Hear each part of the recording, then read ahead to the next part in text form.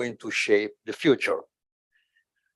What we would like today is to outline, especially on to benefit our students, our young public, how this will, in a certain way, have an impact on the world and on the work of diplomacy, of the diplomats. So I also thank all the representatives of the different embassies that have decided to come. The topic is not new, but we are sure that today, in a very concentrated time, we will be able to give the students some bullet points, some type of ideas they will have to bring with themselves in order to decide also if in the future their career could be oriented toward the diplomatic careers. I won't take a long time. I'm going to introduce the panelists. I propose that each one of you takes 5-7 minutes for a first round, and then a second round of discussion. And then we'll have the questions from the students. So the first panelist is Cornelio Viola, that is Associate Professor of Diplomatic Study at the University of Oxford. And thank you very much for having accepted our invitation. You just flew yesterday from Oxford, from London. So thank you very much. He has been writing many books and in several diplomatic journal, international relations journal, and he's also co-editor of books that have to do with the new diplomatic studies. Professor Viola, the floor is yours. Thank you very much. Pleasure to be back here. The microphone.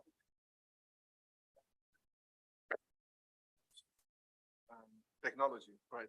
So a pleasure to be back here. I was here, I think, in 2018, also on a topic, the panel was on discussing digital diplomacy at that time. It was very much on social media. It was a little bit about looking into the future, peering in the future about AI, but they said, no, this is not going to happen the next 10 years.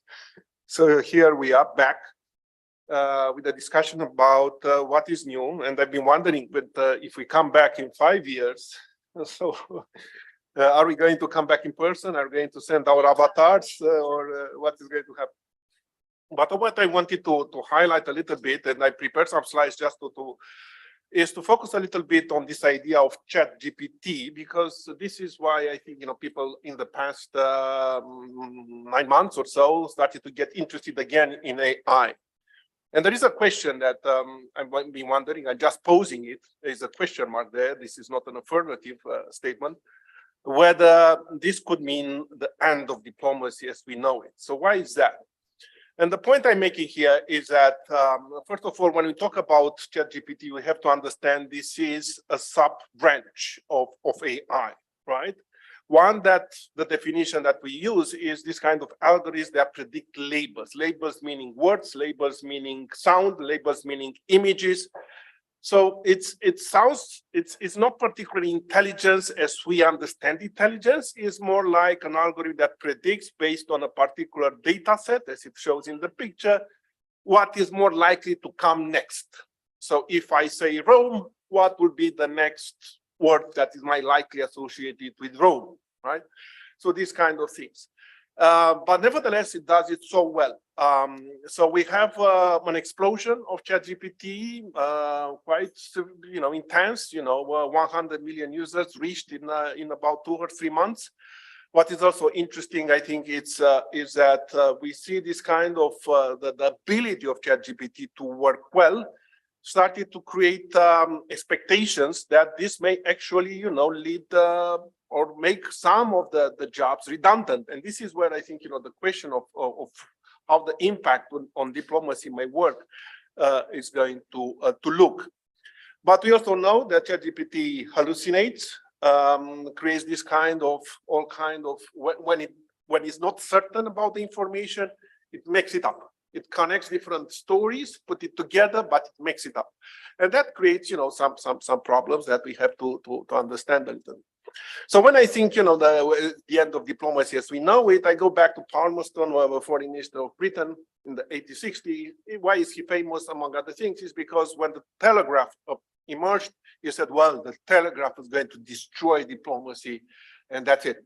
Well, here we are 150 years later, diplomacy is still, alive and kicking, no problem. But there is a question to what extent, Palmerston might be right post factum with ChatGPT.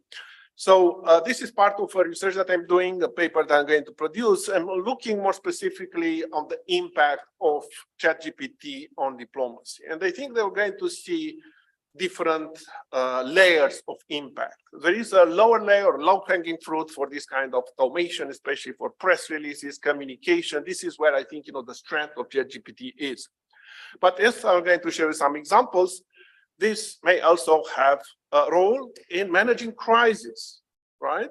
All the diplomats, dreamt about the problem of understanding, how things, could be managed, with this kind of technology. Especially in real time.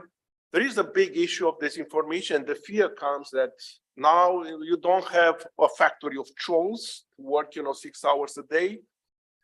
3 ChatGPTs can flood the information space and actually, create a lot of damage, as we know, for diplomatic reputations, for international agreements. So, and there is this question, to what extent, I think it's important to understand, to what extent will becoming more and more reliable on this kind of tools, and what kind of implication will that have for diplomats when they get together. Let me show some examples of this, because I have only a few minutes. So one is about a statement on the situation in Sudan. Remember a few months ago, Sudan crisis emerged when there was a coup. The EU ambassador in Khartoum was attacked, the embassy. So what I did in the first day, I asked ChatGPT to produce a statement on behalf of Joseph Borrell to tell me how to react to this crisis. And ChatGPT, that is big, there are different types of ChatGPT gave me this kind of statement. What is interesting about it is that it got a lot of things right, the language right, but it also started to hallucinate in the sense that it tried to introduce characters in the story because there was a previous coup in 2019. So it drew on information that was not necessarily accurate. So as you move forward, you may see this kind of situation changing. So that was the first thing in terms of how you see these kind of situations in terms of press releases. Is it good? The language is good, provides the type of EU language that is generally used for this kind of resolution is not perfect because it relies on certain type of information. The second test that I made with ChatGPT, I asked them, in case of an invasion, hypothetical case of China invasion of Taiwan, how would EU embassies in Seoul and Tokyo should react? So this is not necessarily a statement, it's more like crisis understanding. Give me a plan, how should we react? So I tested 3 types of GPTs, Bing, ChatGPT, and Bard. Bard, I think it's banned here in Italy. Bard comes from. So the first one comes from ChatGPT. It gives you, follows established protocol, prioritize consular protection, seek diplomatic solution and engagement, coordinate with EU and international. So yes, okay. Generic advice about how to put together a response, diplomatic response, but nothing outstanding, nothing to say that, you cannot, I think this is common knowledge. Bard, on the other hand, if you look at the stories, is more militaristic. It says, well, provide military assistance to Taiwan, work to other countries to deter China. So different tone with Bard, which makes you think, why is that? Because it draws on different data sets, different sources. Probably Bard draws more on center-right think tanks in the United States than the one that actually worked pretty well, if you look at the type, is Bing to a certain extent. It actually draw on the language talk. I mean, even the nuances included in the resolution, I found them striking, talking about like-minded countries. This is not something that comes usually in the conversation, until you are familiar with the text. So Bing, in a sense, provided something that was particularly good. Moving forward, briefly, I asked them in case of a disinformation campaign. The case I gave is President Macron having there is a leak of fake news about a meeting between Macron and Chancellor Scholz about cutting a deal on the back of Ukraine. And you have this kind of story and say, well, how to react to this? And it gives you a good plan in 30 seconds, right? Strategic communication. What is the objective? What the target is? It just give you a list of key messages, how to react to this. It goes a little bit farther. I think it overdoes it because when I asked, for instance, about channels and tools, he said, you do a joint statement, you do a joint press conference.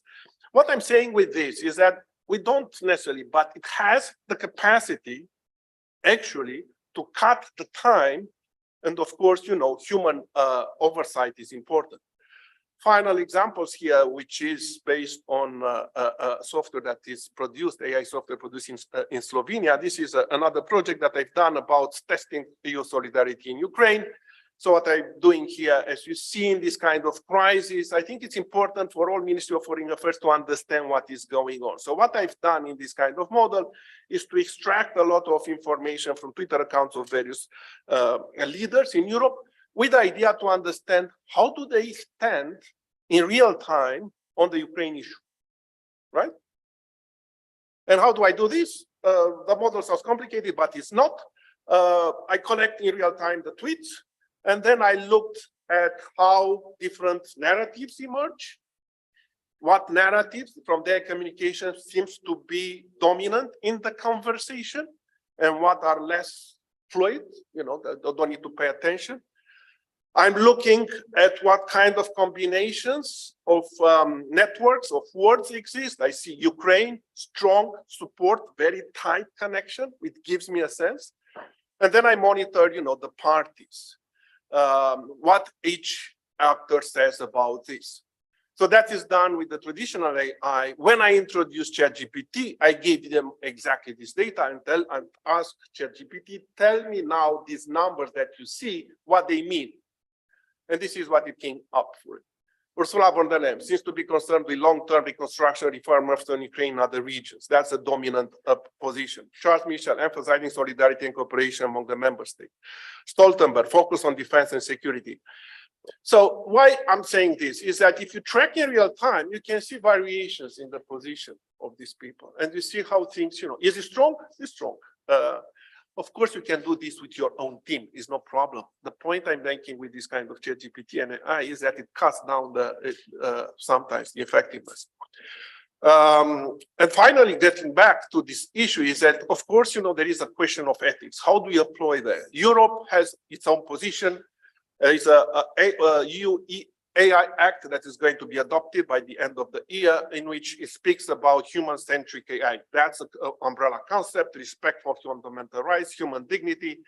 But when you try to break it down, it speaks about, there are several principles that you have to keep in mind. Transparency. And that's a question to debate, right? To what extent are you transparent about the use of AI in your work? When you write a press release, do you add there, has been assisted with AI or not? I asked that 2 weeks ago, the people at the Austrian Ministry of Foreign Affairs. I gave a training on this kind of thing. They were a little bit, shall we do it, shall we not? Fairness. You have to understand that the data that it extracts, ChatGPT and the others, may come with inbuilt biases. We know the story, what kind of biases you put in, they're going to be reflecting. And the question of fairness for you is very important. You don't want to harm based on race, ethnicity, the fundamental values of the UA. Accountability, very important in the sense that, you inform your superior, we have to take this decision. And the superior will ask you, why do you need to do this? You cannot go there and say, well, because the machine told me. You have to provide, an answer, to open the black box. I'm going to finish 1 minute. And then there is a question of human control. To what extent we need to maintain a human in the loop for all decisions. There is a risk level that is being discussed, lower level, that's the position adopted by the EU Act, lower level, middle level, and in certain areas you may don't want to do. What the EU also introduces, another concept here in terms of ethical pricing, the sustainability. AI doesn't come free. It comes with a lot of computing power, with a lot of critical natural resources, and that has to be embedded in the bigger strategy that other countries have. And I'm going to stop here. Well, thank you very much for your first round. And I'm changing the idea I had before, because I think that now, because you were talking about ethical principles, lately I read an article written by Professor Antonio Malaschini that is working in the Minister of Economy, in the Italian Minister of Economy. He was talking about the regulations. You talk about principles. He will talk now about the regulations in terms of quantum computer activities and also the artificial intelligence at national and European level. Thank you. Well, the problem of ethics in scientific innovations has arisen several times. We all remember the discussions that the discovery of atomic energy provoked. Between artificial intelligence and nuclear energy, several are the similarities. The dual use, civil and military, the possibility to alter the global political balances, the ethical issues. But there are also differences. Nuclear energy, due to the need for costly investments, has seen in research and utilization the states in the forefront, which among other things has made it possible to reach international agreements, certainly based on a principle of deterrence, but still able to avoid, up till now, a nuclear war. In AI, alongside the states, but in a predominant position, we find instead private companies. Not only, the nature of this technology also allows limited groups of people, think of hackers and our spreaders of fake news, to intervene in a significant way. We talked about dual use. Let's first see which rights with strong ethical implications could be endangered by the civil use of AI. The right to life, to a fair judgment, privacy and data protection, freedom of expression and opinion, freedom of assembly and association, right to equality and non-discrimination, and right to free and informed elections. Protecting the rights now referred to poses several challenges. Intrusion, which is the acceptable level of intrusion into privacy through the use of AI. Explainability and accountability. And here we have issues of black boxes and human envelope, as we heard before. We need to maintain control and human autonomy on AI systems. Biases based on gender, race, social and economic conditions, age, religion, political beliefs. What has been done to regulate these concerns? Not much. China, for instance, adopted on generative AI on August 15, just a few months ago, a regulation with the aim of protecting citizens from its potential negative effects, but also ensuring respect for socialist values. European Union, as we heard before, is about to pass a regulation later this year that distinguishes AI models in relation to the risks they pose to protect human rights and safety. In the USA, the idea is to target the duties and powers of the different agencies operating in the field. And President Biden has pre-announced an executive order, like an AI Bill of Rights, that would follow up on what was proposed just a few months ago by the White House Office of Science and Technology Policy. The rights mentioned are protection from insecure and ineffective systems, non-discrimination, protection from profiling practices, the right to know that you are facing an automated system, the right to an understandable explanation, and the right to opt out from the system. United Kingdom, which is more intended in promoting innovation, should embrace the principle of the March 2023 White Paper. Security and robustness of systems, transparency and explainability, fairness, accountability and governance, contestability, and compensatory criteria. An important contribution has been made by the ethic guidelines for trustworthy AI of European Commission's high-level expert group. The guidelines refer to respect for human autonomy, prevention of harm, fairness, and explainability. We talk about till here to the problems posed by the civilian use of AI. Let's briefly address those posed by its use in the military field. We refer to the so-called jus in bello, the war law, which has always put the question, are there limits to the use of arms? And why give up a new weapon when the adversary is instead ready to use it to his advantage? In the case of atomic weapons, I said before, the answer has been facilitated by deterrence, which has favored international treaties that, until now, have prevented a nuclear war. With AI, which as mentioned also features not only major states, but regional and medium-sized powers, big private players, and even small group of hackers, the problem is different. And for the first time, we are faced with weapons, the so-called lethal autonomous weapons, capable of acting independently of human control and will. In this regard, what has been done so far? United States National Security Commission on AI, since 2021, has referred to the principle of international humanitarian law of the 1949 Geneva Convention. China has proposed a moratorium in the use, but not in research and testing, of autonomous weapon systems. Several international organizations have referred to the Article 36 of the additional protocol to the Geneva Convention, adopted in 1997, to prohibit non-discriminatory weapons. But it's worth mentioning the very poor outcome a few months ago of the work of a United Nations panel of experts based on the 2013 Convention on Certain Conventional Weapons that was supposed to propose a document on lethal autonomous weapons. The expert draft submitted in July 2022 has stalled due to opposition from a fierce minority.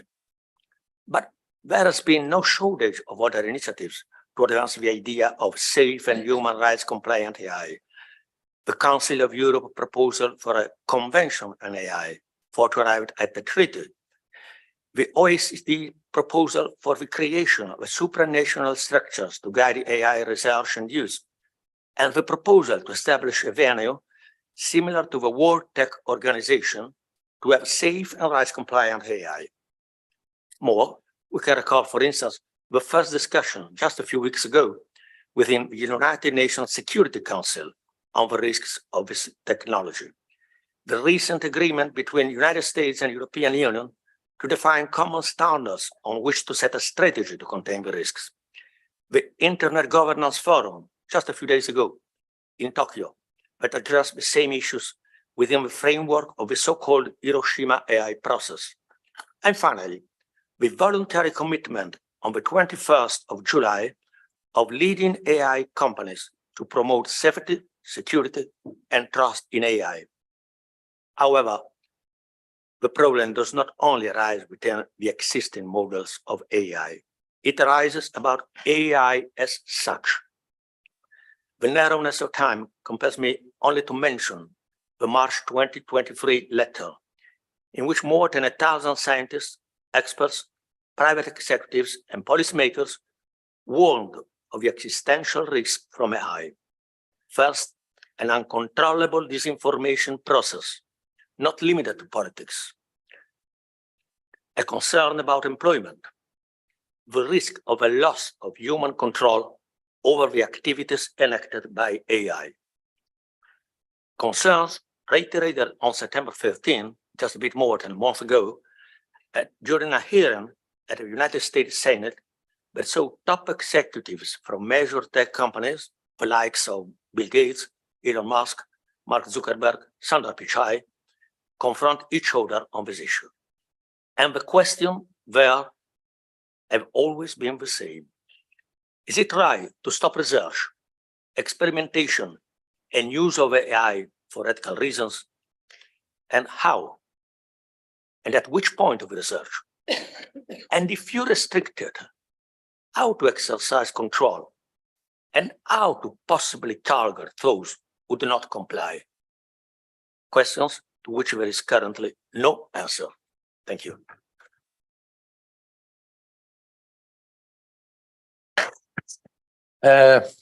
Professor Malaschini, I think that you should have been also in the next panel that is called The Myth of Artificial Intelligence, just to be maybe in a different position.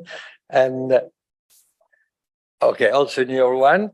And actually, you have spoken about risk, regulation, and so on. And let's look at the positive opportunities that comes from the artificial intelligence. And I would last pass the floor to Paola Pisano, that is a professor, associate professor of economy in the University of Turin. He has been our Minister of Technological Innovation and Digitalization. And now we will use how she's in a very interesting way, searching, and I think we talk also about something real that is already working, the quantitative and qualitative analysis of an evolving scenarios and the possibility to predict what could be the evolution of particular areas of the world, particular situation, in order to support human and diplomatic decision. The floor is yours. Thank you very much. It's a pleasure to be here and very happy to see a lot of young women and men around this table. So it's good to see every one of you. As we have a lot of young person here, I would like just to change a little bit my speech and starting with three, in my opinion, important framework. So the first framework around artificial intelligence is the framework of ethical. So what is really defined as ethics in artificial intelligence? So a system, its ethics, when is designed, developed, and trained as an ethical system. So for doing so, it's a very difficult thing, of course. You need to define what is ethic and to list all the problems regarding ethics. In these two previous presentations, you have seen that ethical involve a lot of concepts. You can have ethic regarding the individual, you can have ethic inside the society, and you can have environmental ethics. So first of all, if you want to develop artificial intelligence in an ethical way, you need to take into consideration the problem related to individual, to a person. So for example, data privacy, data security, the autonomous of the decision, the human right, the problem linked to the society. So for example, accountability, responsibility, justice, equity, democracy, civil rights, and the problem linked to the environment. So pollution, the energy consumption, and all these things that you have already seen in the previous presentation. But in general, regulation around artificial intelligence, think about three big topics that are transparency, accountability, and responsibility. So the technological part that in this moment I represent, when develops this kind of system, always is focused to create a system that is very transparent, that is explainable, because users don't want to use now a black box and they don't want to they want to understand which input is important and determinate for the output of the system. But it's also important in this previous framework highlight that ethical is a very relative concept. So it's difficult to create an international regulation because what is ethical for me is not ethical for you, for example. So regulation as UNESCO regulation, OXE regulation are very difficult to be implemented because they collect 193 country, for example, in the UNESCO regulation. So this is very, very difficult. The second framework that I would like to share with you are the different vision of the countries. So we have three main vision in this moment of the country. You have the, around always artificial intelligence. You have the European vision that is human-centric. You have American vision that is super optimistic and have a super optimistic technological vision and see artificial intelligence something that could support the creation of new ideas and enhance of productivity. And then you have the China's vision, very focused on propaganda, very focused on the stability of the society and the power of the party. So this is another framework.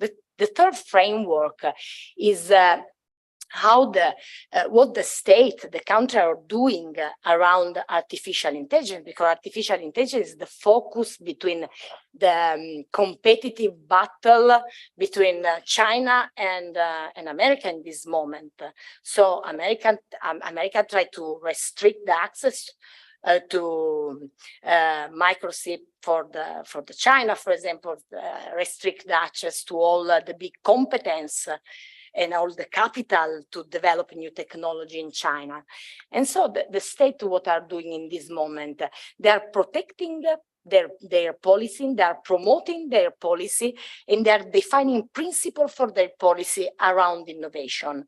So promoting policy with funding, support research and development, protecting policy, creating the rules, the regulation, the guardrail around artificial intelligence, and finally, also defining principle that we have already seen some principle. And I would like to show you now very briefly this presentation. This presentation is on a project that I started when I worked with Laura Carpini in the Minister of Foreign Affairs. So we started talking about this project like few years ago.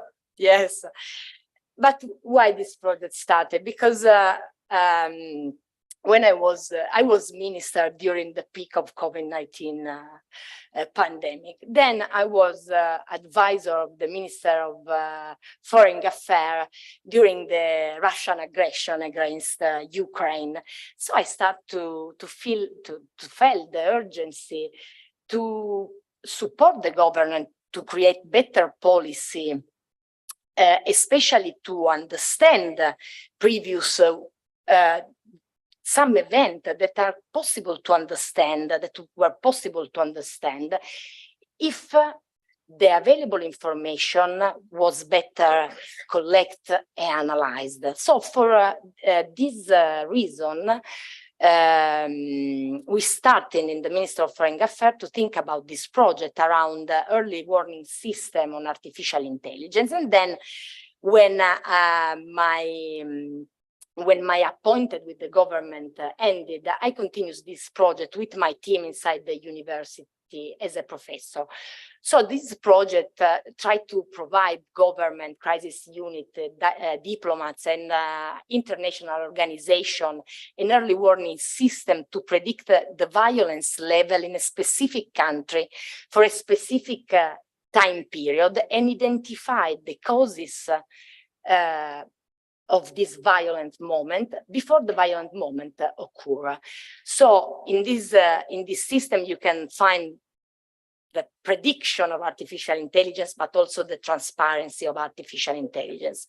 So the system identifies pattern and trend in data that may indicate the likelihood of a high level of violence in the next forthcoming 12 weeks.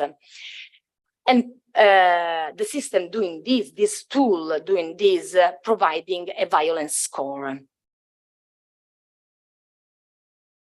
Okay, why we use AI in early warning system? This system became very famous after the 1994, the Rwanda genocide. And in that moment, organization and countries start to think that it were better to try to understand before if something wrong, it could be happened. And why these tools are useful to building policy, to support to building policy at international level, but also supporting to create a plan and action in order to not reach that moment of violence or to try to de-escalate the event. It's also useful to avoid the personal experience, belief, and perspective of people. We normally have our belief, our perspective, our experience, and we bring this in our choice. And then to put some a sort of multidisciplinary approach inside the policy tool and the policy making. So we use a machine learning tool.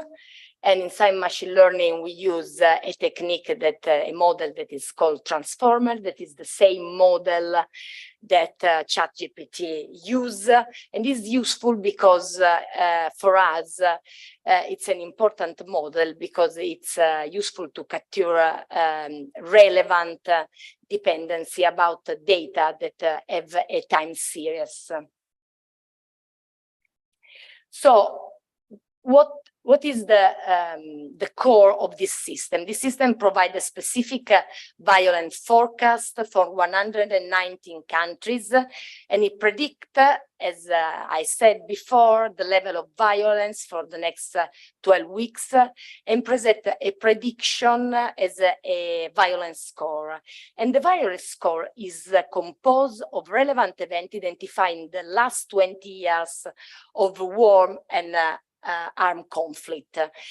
And this violence score is categorized in 6 categories, from 0, that is a very peaceful country, to 5, that is extremely conflictual country.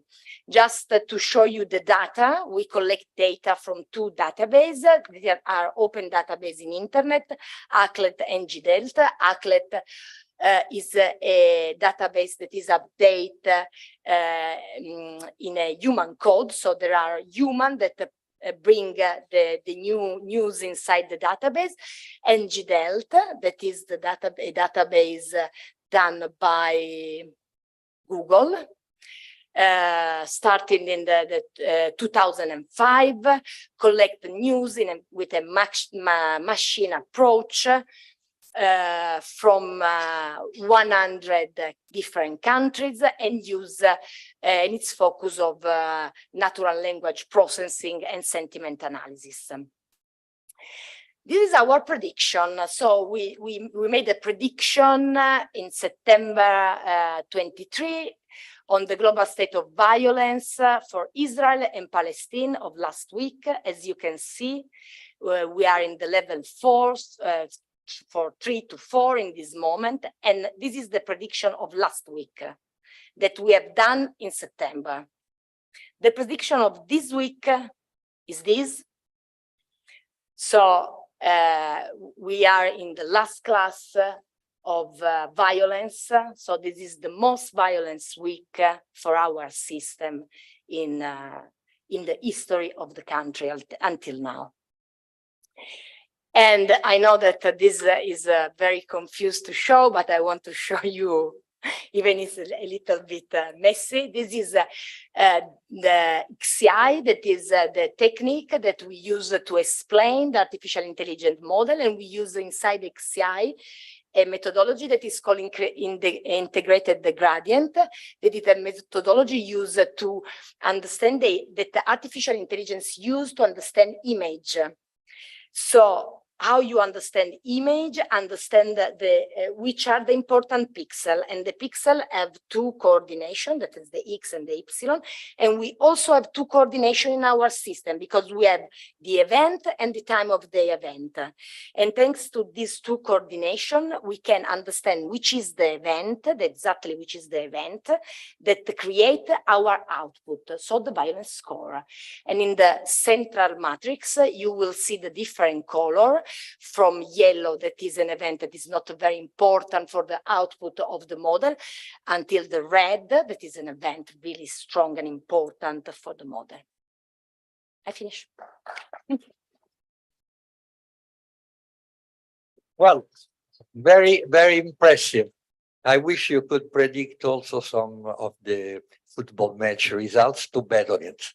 I don't know if that would work, but I mean, it's very, very impressive. Well, we have two. You would make money. You would make money, but or maybe you can offer to some countries, to some cities. I'm not thinking only of Paris, but many other cities where they would be very happy to predict violent. We are using in this moment, but we are in a test moment. We are using in and you have a lot of violence some around to ministry. test. in some place here in Italy. So Okay, okay. We have two more speakers and then we'll go to the questions. And I will ask, because we have been speaking about human rights, democracy, we have been speaking about disinformation, and we are lucky to have today with us she has been considered one of the 50 most important ladies in our society in communication. And Costanza Sciubba-Caniglia works for Wikimedia Foundation. She lives in New York. And I have a specific question to you.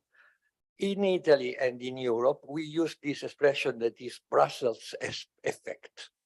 Like if our model of civilization, our model of ethical was to be used as a benchmark. Have you ever heard this sentence in the United States? And is there somebody in the United States who cares about the Brussels effect?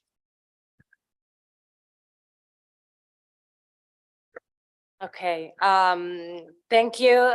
It's really a pleasure to be back here. Been after 1 year hiatus. And this year topic is really interesting, betting on the human factor in a machine world, that's particularly important for the foundation. So I'll explain why, but first I'll respond to your question. It actually is, I think the United States and even beyond the United States are looking at Europe very closely. In terms of policy regulation, especially for technology regulation. I think it is, Europe is leading in the way in a way, and so I don't know if I heard the exact expression, but for sure it is definitely looked at. So I will shift a little bit the conversation, and I will talk from the point of view of the Wikimedia Foundation. I work for the Wikimedia Foundation, which is the global nonprofit that supports Wikipedia and all of the other Wikimedia projects. And so we provide the basic, I assume everybody is familiar with the Wikipedia, but there are also other projects like Wikidata and others. We provide the infrastructure, we provide the technical support, but we also protect and support hundreds of thousands of volunteers who work on the projects. And those volunteers are also citizens of countries and are very impacted by global policies. And so what my team does, I work particularly on this information. We work with governments and we work with policymakers to make sure that the laws and regulation, especially on internet technology and AI, I'll explain why AI is particularly important for us, go in a direction that supports and protects our people, and that supports the open commons model and the digital democracy model that we promote. Our main goal is that everybody everywhere can participate in the sum of all knowledge. We think everybody has a right to knowledge and also can contribute to it. But this means that also the policies that govern knowledge sharing need to go in that direction, right? Like our volunteers sometimes risk their lives, have been imprisoned for writing on Wikipedia, have been threatened, their human rights are at risk. So it's very important that work with governments on these topics. And so to respond to the question of this panel, I think AI will change diplomacy not only as a tool, but also because the impact of the policies are even more. It's not the first time. With the internet, it has already been the case, but even more impacting beyond borders. And I will make the case that other stakeholders need to be involved, especially civil society, digital platforms, like ourselves. So we operate in all over the world in 334 languages. We have more than 61 million articles that are visible every day, and Wikipedia is one of the 10 most visited websites in the world constantly, and the only one that is a nonprofit. So that's a little bit of a particular thing. And obviously, Wikipedia is very important for LLMs because a recent New York Times article said Wikipedia is the main training database for all LLMs. The same article said that we wouldn't have AI, ChatGPT, big LLMs as they are today without Wikipedia, right? Because it's huge. It talks about everything, and then it's also free for everybody to see. So it's used by all of this LLMs, which is great. Well, we want this to happen, but we also want this to happen in a way that does not create disinformation, does not go against human rights. And so there's a little bit of work that we need to do together. What we have seen is that in this age of AI, it's getting harder to make sure that technology serves people and not the other way around. And because we think that to thrive and have their human rights respected and to thrive economically, socially, culturally, people need well-sourced knowledge that is available in their own languages. That's also a thing because AI have a lot of the training data is in main big languages, and sometimes there are some data voids in smaller languages. And so that's also a place where I think we can help and we can support. The problem is that the knowledge that LLMs give is not sourced, or in other words, it is sourced, but it does not explicitly tell the source. Right. All of the content that we have on Wikipedia is sourced. You can always go back and see where it comes from. Also, the discussion between the users is evident to everyone. And so that gives context that is missing from the LLMs. But what we have, the use of AI in Wikipedia is not new. Our editors, our volunteers have started using AI 1 year after the Wikipedia was founded, so in 2002. But the way they've done it is always through a loop, always through a closed loop that always includes human check and human control. And so that's the model that we want to promote. We want to promote a model that in which technology serves the users, but there's always a human check and a human control. So how we call this is we see AI as working best when it is an augmentation of the works that humans do, but not a substitution of it. And how do they do this? They do this through volunteer-led self-governance, which means they create their own policies, they discuss on the content, and through that and coordination and collaboration also with us, they create AI models that they use every day, and those are being very, very successful. So in this sense, we think that technology can absolutely be good for the future of humanity. And we are optimistic about the future of AI. But we want to make sure that, again, the knowledge that we have does not lead to having more disinformation, more difficulty, even just to check sources, even if a piece of information is true or plausible, coming from an LLM, not having context, not knowing sources, not knowing where it comes from, it can make a huge difference in how much people are able to use that piece of information. Okay, thank you very much. Thank you very much. We are talking about diplomacy, but the only diplomats at this table is on my right, is Laura Carpini, that has been listening with a lot of attention, because now she's going to give us her opinion of the artificial intelligence and digital will impact on their work. Thank you very much, and good afternoon, all. It's not easy to speak after so many insightful and comprehensive interventions about the relationship between AI and diplomacy. I will therefore try to pick up on everything that has been said and give you my perspective, as Giorgio was saying, as a practitioner.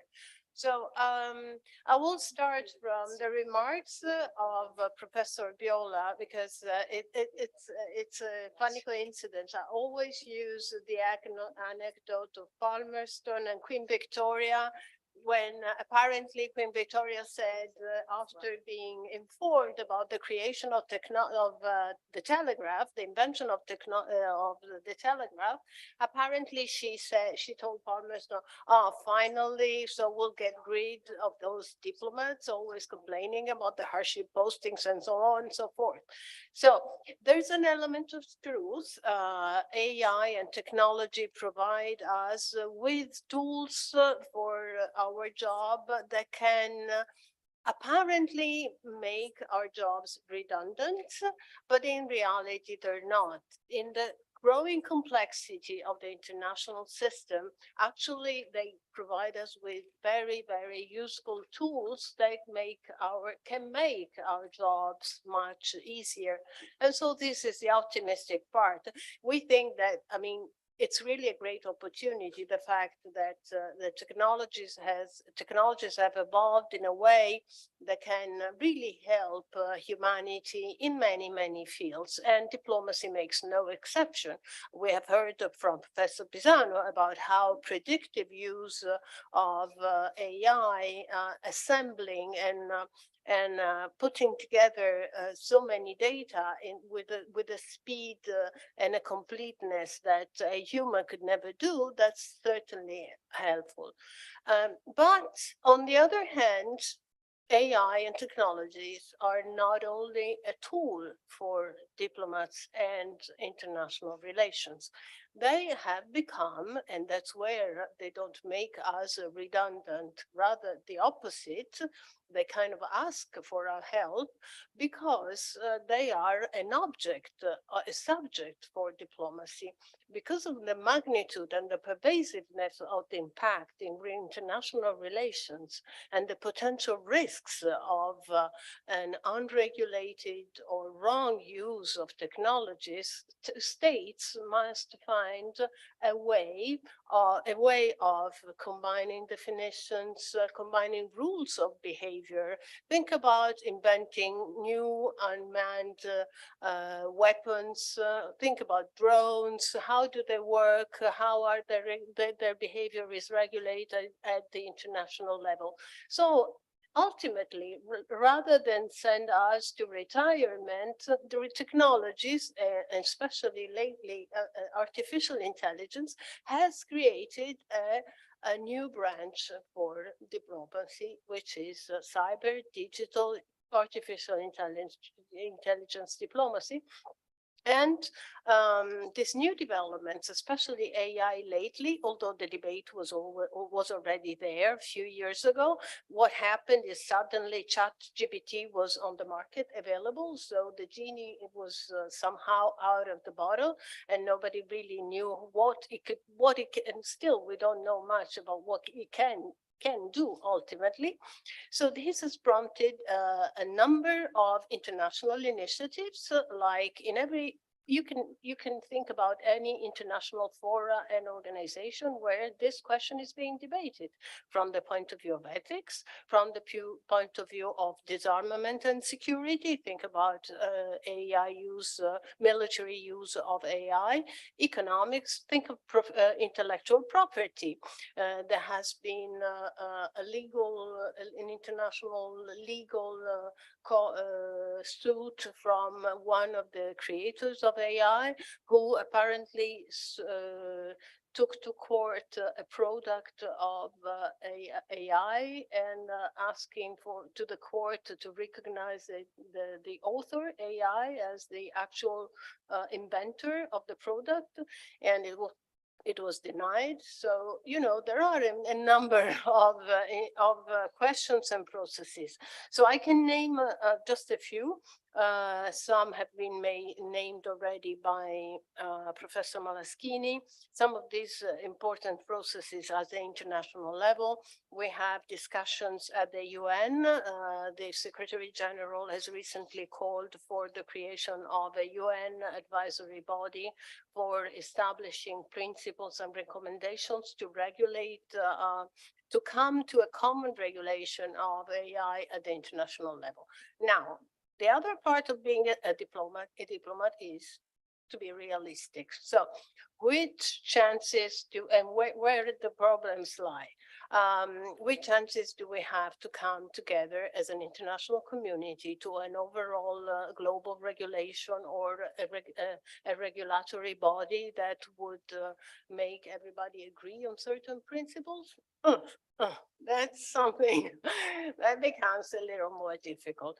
So I'm not saying that we have to give up and don't give it a chance. So we must be there and active in trying to go as much as we can as together with every kind of states, but we have to be aware that our values that divide us, that what, as Professor Pisano was saying, what is ethical for me, or it's kind of a danger to the security on another state.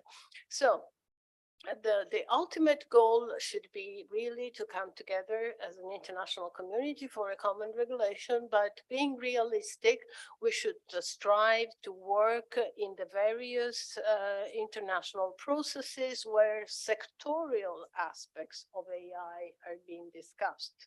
And here I can quote again, the Council of Europe, for instance, has promoted some recommendations for a convention. The US have contributed to the international debate with the voluntary principles of the companies. Another element of complexity is that language models are being created by companies, by the private sector, and not by governments. So it's very, it's complex to regulate something that you really don't. And And then the big question is also how much do we want to regulate? Because there can be a trade-off between innovation and regulation. So these are hugely complex questions that will accompany us for a number of years. Certainly, Italy will be accompanied next year by this topic because we will hold the presidency of the G7 next year, and AI will be one of the major topics being discussed. Another aspect I want you to, and then I'll close, but we always think of AI as looking at it from the perspective of the output that it generates. And we never think, or we seldom think about what we give the model with our data. So think of a state as if diplomacy uses AI very much and always inserts queries. It also gives information, and this bulk of data available to some companies or others, it can, you don't have to forget about the other half of the picture. So complexity is such, the number of problems and international issues is so numerous that if I were you, I wouldn't be worried about being unemployed as diplomats for the next 30 years. And I encourage you to pursue your studies and be successful. I thank you very much. Okay, thank you very much. I want to thank Professor Malaschini that has a commitment at the Ministry of Finance. They are in very hot moment. So thank you very much for your participation. I just want to point out that we have two scenarios at the moment that came out from this discussion. We have a new type of nationalism and isolationism, as Professor Pisano was pointing out, that the countries are trying to be defensive on their research, on their patents, and on their industries. And your scenario that shows that there is a force that is trying to create international and global regulation that may help to use this technology in an ethical and better way. I open the floor to the students. There is a question coming from a student that is from Turkey. Can you hear me? Yeah. Very short, very quick and fast. Yes. Hello. First of all, thank you all for your intervention. It was truly really interesting. My name is Can. I'm a GG2 student, global governance student, and I'm coming from Turkey. My question was, you talked about that there was a new branch that was of diplomacy that was led by this artificial intelligence. And my question was because in my opinion, diplomacy and these other sectors are also led by the human compassion, because in every decision we make, we also use some of our compassion and let's say human factor. If AI truly devours diplomacy, do you think it will be healthy for the international community and take decisions by the computers and artificial intelligence? Okay, let's take other question and then they will answer. Question? Hello. Hi, I'm okay, this is very short. Oh, okay, there we go. Hi, I'm Giulia Maria Radicchi. I'm a second year student of global governance and I'm from Italy. So I was really interested in the debate about regulation in AI, and I wanted to ask you something that is related to the economic, let's say, implications of creating a regulation on AI, because for example, as we can read in Shoshana Zuboff, The Age of Surveillance Capitalism, there is arguably a set economic scheme behind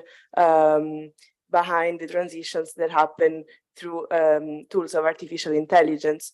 So we can argue that tech companies store consumer data and then sell this consumer data to third parties, which is a normal, let's say, economic exchange that some people might agree with and some other people might not. But it is a fact that it's there. And I wanted to ask, how are negotiations to reach a regulation affected by the involvement of these parties as well? Because it's not only the negotiators and the consumers, but there is also these companies' interests. And will these interests put at stake other, let's say, other reflections we can make when creating the regulations? For example, accessibility of AI tools to people with disabilities. Close your question, please. Close Sorry. your question. Yes, people with disabilities or fragilities. How will this impact it? Thank you. Okay. Next question, please.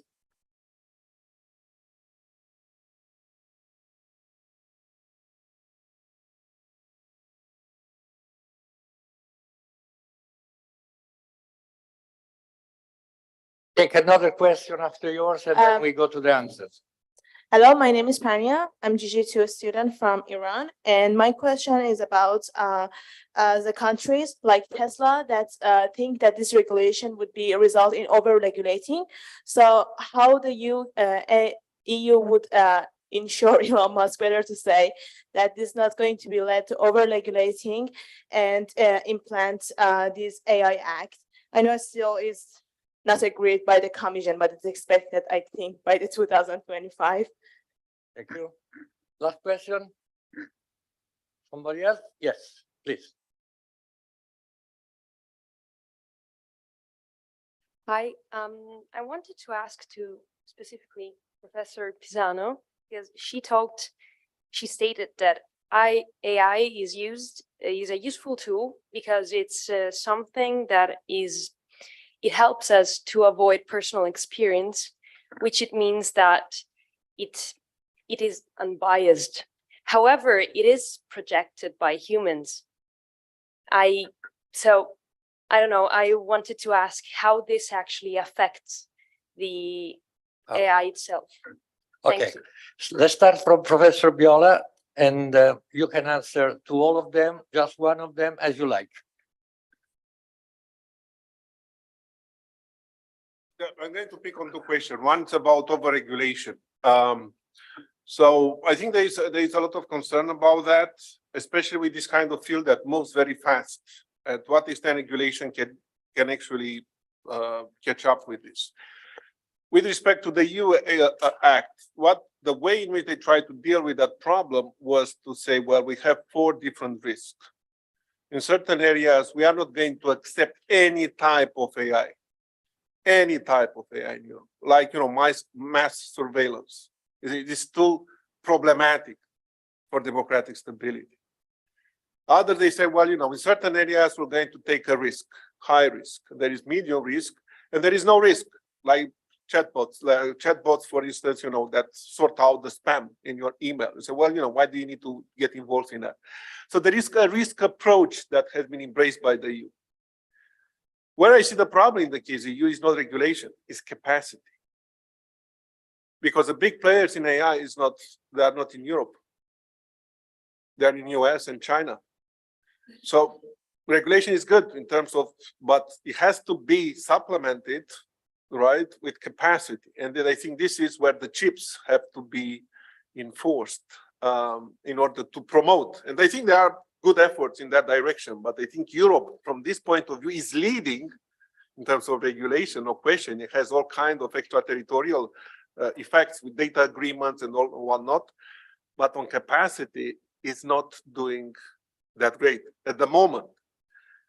UK in February 2000 this year has developed one of the first international technology strategies. We have strategies for climate change. We have strategies for this. And they developed a strategy for international.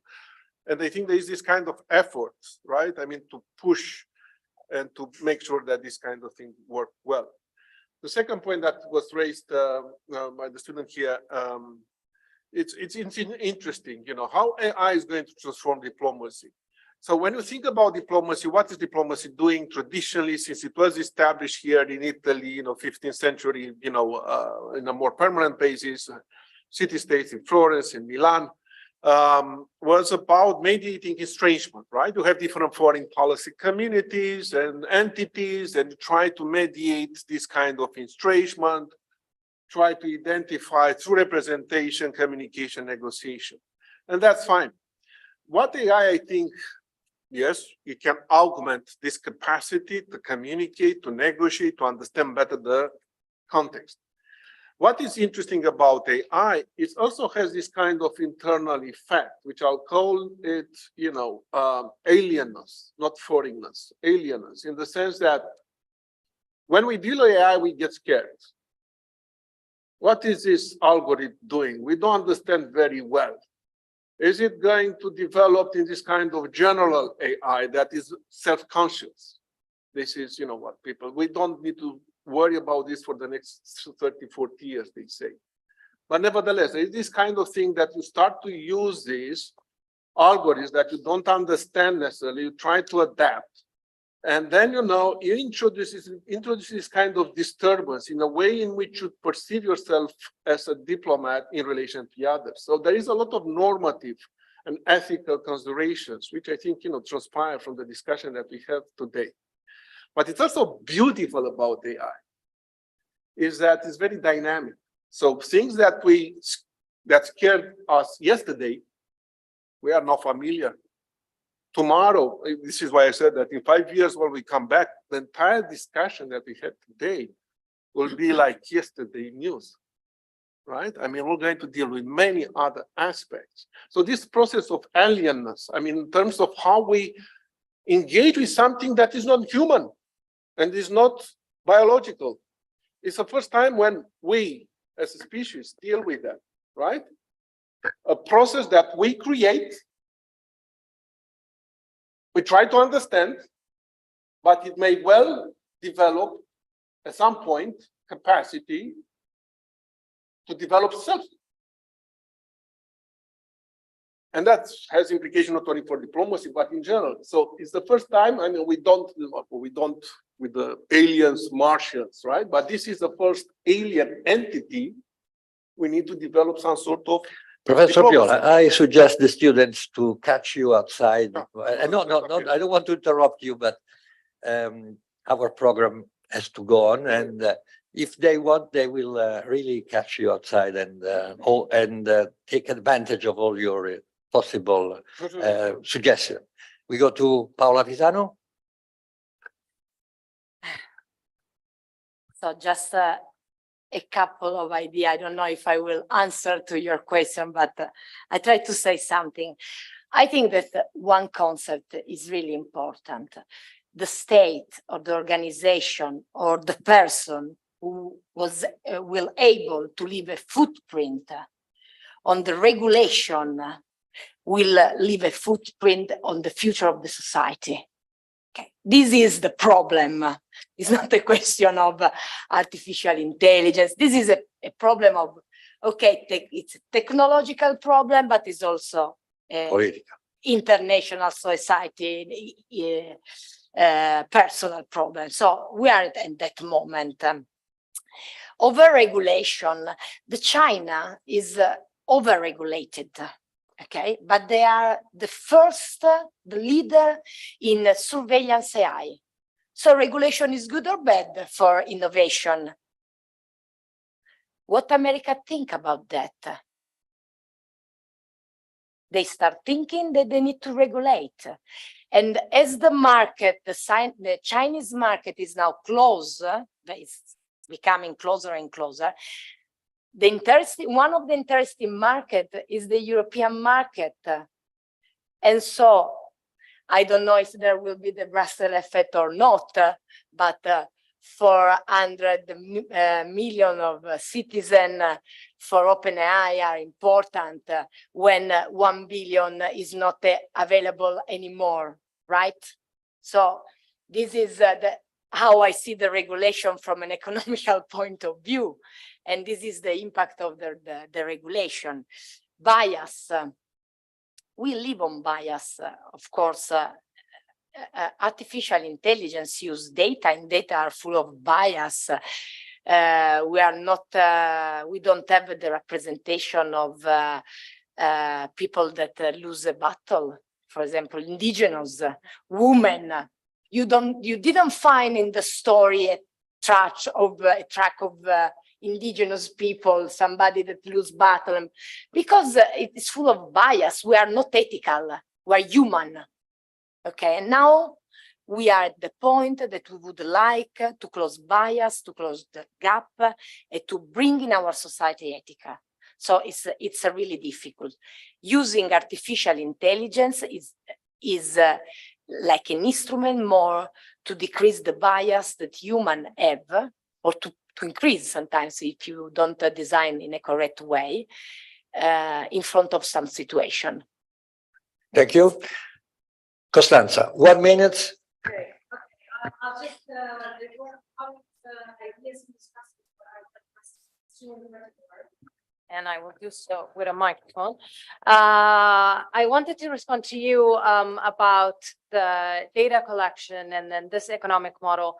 That is a very important question, and it's very important that this question is posed because this is not the only economic model, right? It is a model, but it is also it presents a lot of challenges to collect this much data and to sell this much data. It is a problem for the users. It has a problem of privacy, of protection, and any other things. And a lot of the times the regulators take this as the model that exists. That's the model. We have to work with this model. We'll see. And there's a lot of regulation, for example, that bases on data collection for protection of minors, for example, or for other reasons.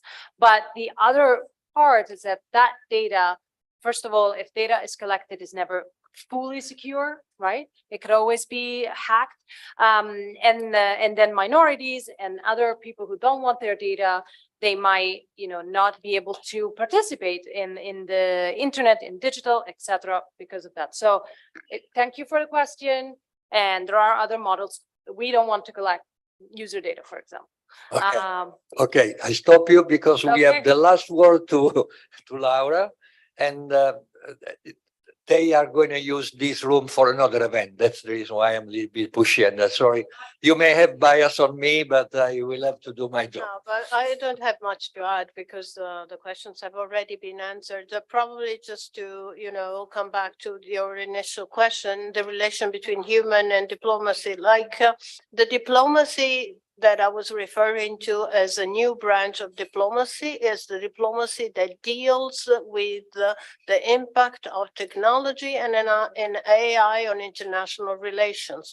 So in a way, it's precisely because we want to keep it human-centric and, make it work to protect humans and to work for the greater good that the diplomacy, the branch of diplomacy has been created. So we're still at the helm of, and the steering, we hold the steering wheel of how, or we try to do so, of how this progress will unfold to make sure that it is human-centric and for the greater good. Thank you. Fisico non può fare il commento perché dobbiamo chiudere, but I wish that this has been just an appetizer, because on the next room we will have an event just named The Myth of Artificial Intelligence. So you had an appetizer, you will have the first course on the other room. Thank you very much to all of you and to your public.